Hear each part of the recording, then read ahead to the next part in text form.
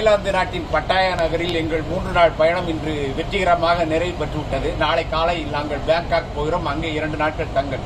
பொதுவாக அயல் நாடுகளில் அறைகள் அதில் ஒரு சில குறிப்புகள் சொல்ல வேண்டியிருக்கிறது. எவ்வளவு நாடுகள் தங்கி இருக்கின்றேன், இதுவரை அதை நான் காணொலியாக பதிவு செய்யவில்லை. இப்பொழுது அந்த எண்ணம் தோன்றியது, வாருங்கள் சுட்டி காட்டுவோம்.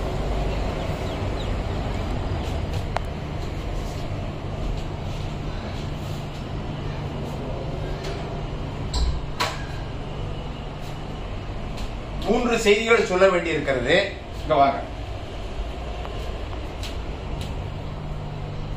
பெரும்பாலான அயல் நாடுகளில் இப்படித்தான் குளியல் தொட்டி இருக்கும். பக்கெட் மக்கள்லாம் ஒன்று இருக்காது. பக்கெட் மக்களை வச்சிருக்க மாட்டாங்க. அதெல்லாம் கிடையாது. இது உள்ள ஏறி நின்றுதான் குளிக்க வேண்டும். அப்பொழுது இந்த திரையை உள்ளே போட்டுக் கொள்ள வேண்டும்.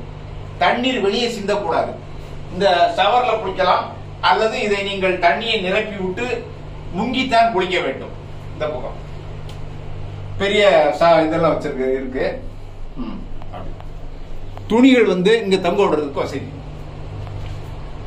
இது சில இதுல ரூம் மாதிரி இருக்கும், போட்டிருப்பாங்க. 2 cup 2 packet tea, 2 packet coffee வச்சிருப்பாங்க.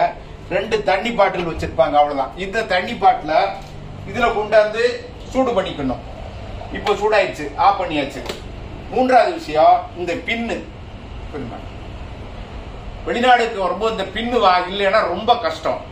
இந்தியாவை தவிர வேற எந்த நாட்டிலும் இந்த மாதிரி 2 பின்னு கிடையாது. இலங்கையில கூட கிடையாது. அங்கே இந்த பின்னு தேவைப்படுது. இந்த பின் நான் 3 பின் வச்சிருக்கேன். நான் எடுத்துட்டு வரல. மேல தூக்கி வைங்க. கொஞ்சம் 3 பின் வச்சிருக்கேன், ஆனா எடுத்துட்டு வரல. இப்போ இது என்ன ஆச்சுன்னா, இதுக்கு கீழே 100 பாட்டு வாடகை அட்வான்ஸ் வாங்கியிருக்காங்க. போகும்போது திருப்பி கொடுத்துட்டு அந்த 100 பாட்டை திருப்பி தந்துறேன்னு சொல்லியிருக்காங்க. அதனால இந்த மல்டி பின் இந்த வெளிநாட்டுக்கு போறதுக்கு உள்ள கடைகள், நம்ம ஊர் கடைகளே கிடைக்குது. 50 ரூபா 100 ரூபா வரைக்கும் இருக்கும். 3 வச்சிருந்தாலும் எடுத்து வரல. அதனால மறக்காம வெளிநாடு போகும்போது இந்த பின்னே வாங்கிக்கோங்க.